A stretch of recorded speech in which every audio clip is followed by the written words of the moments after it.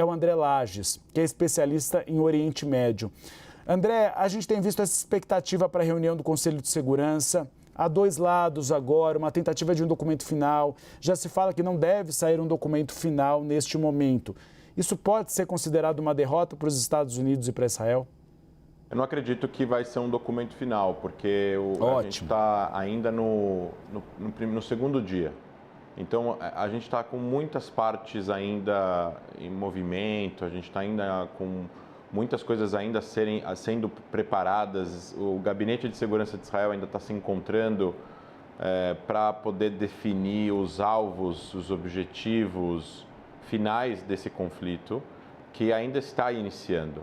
Eu acho que uma coisa importante pontuar é que Israel declarou guerra. E guerra é outro nome do que operação.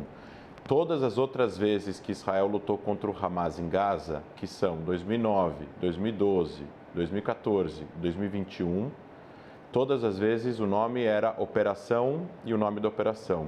Aqui Israel declarou guerra e o primeiro-ministro, inclusive, disse: não é operação, não é outra onda de violência, mas é guerra.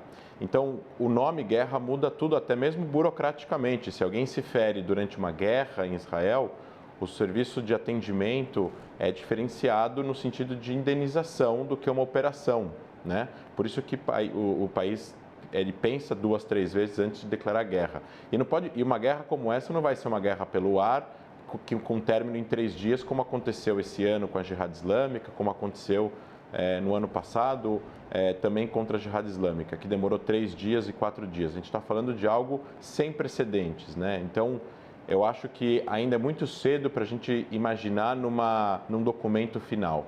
O que se sabe é que os Estados Unidos estão ajudando Israel com alguma ajuda militar de reposição, porque Israel precisa dessa ajuda militar dos Estados Unidos na questão da reposição de determinadas armas, de determinados mísseis.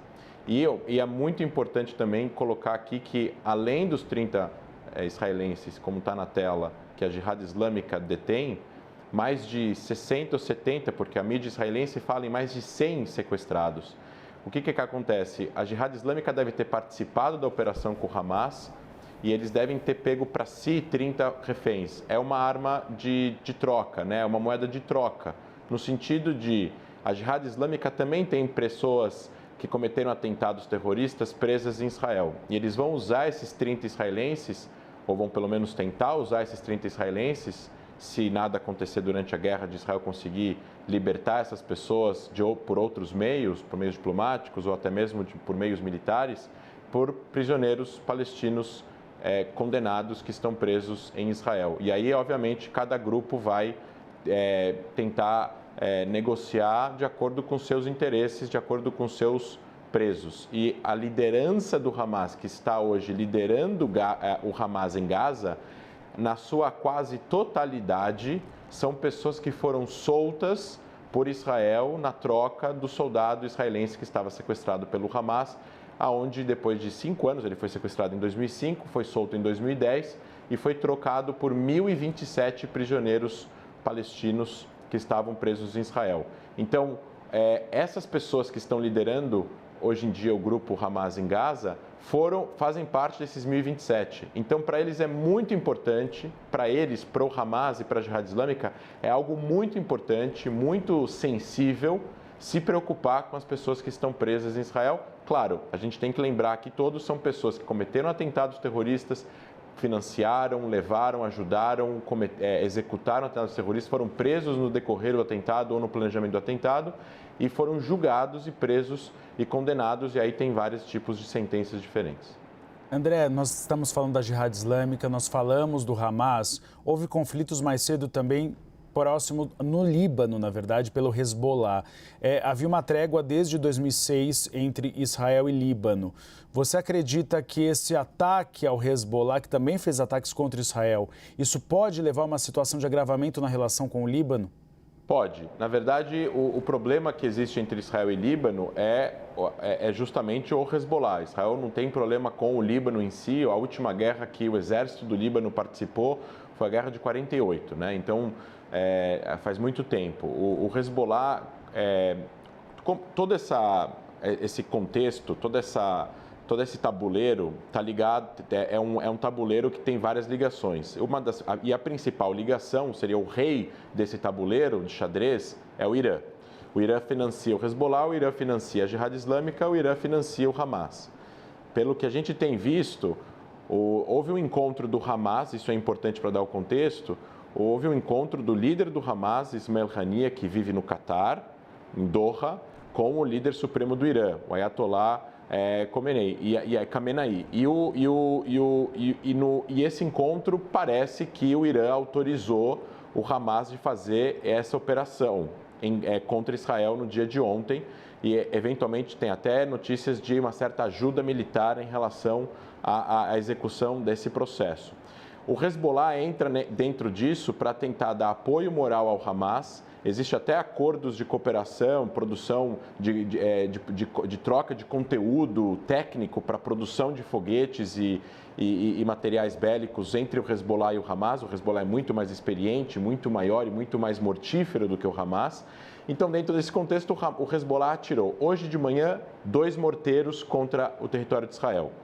O que acontece? A decisão do Hezbollah é uma decisão de atacar Israel, ou seja, ele está mostrando que ele está do lado do Hamas, mas a decisão do Hezbollah em o tipo de arma que ele vai usar, então ele usou morteiro e não usou foguetes. Morteiros são bem menos mortíferos e têm bem menos alcance.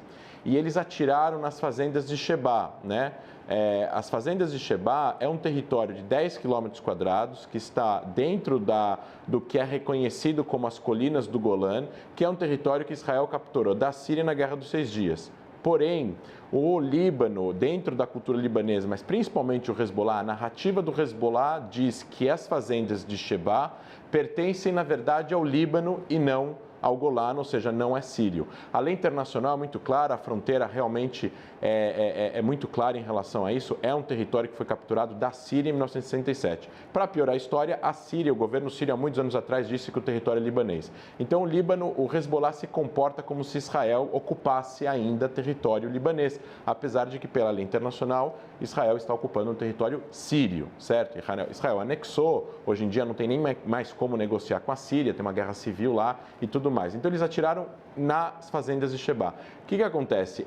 Faz parte de um jogo de limite do Hezbollah. O Hezbollah faz uma coisa que ele sabe que a resposta de Israel vai ser proporcional a essa operação, a essa agressão. Não é um ataque a civis israelenses, não é um ataque a cidades israelenses, não é um ataque com mísseis de longo alcance, com destruição, com mortes e tudo mais, o que levaria aí uma resposta de Israel muito mais elevada. Então o Hezbollah demonstrou nessa ação que ele fez que ele não tem interesse, talvez, de entrar neste momento num conflito com Israel. O André Laches continua com a gente, especialista em Oriente Médio, nessa cobertura especial da CNN Brasil a respeito da elevação da temperatura do conflito entre Israel e Hamas.